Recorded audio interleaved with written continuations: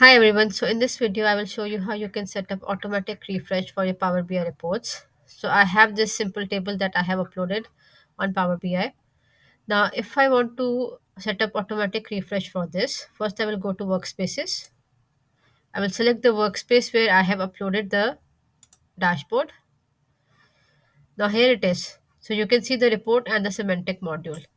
When you come to the semantic module, here you will see an option of setting up schedule refresh. I will click here and here I will go down and I will select refresh. I will configure it on. Now the frequency you can set it up as weekly or as daily. I will set it up as daily and then I will start adding the time. I would want to add 5 and here I will say the first refresh is at 8 a.m. then at 11 a.m. then let's say 3 p.m.,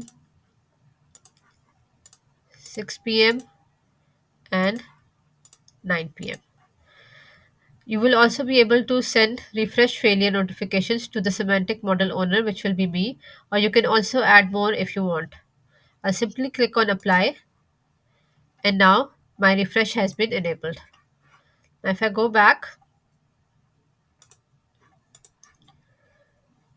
now you can also see here that the next refresh is at 8 p.m.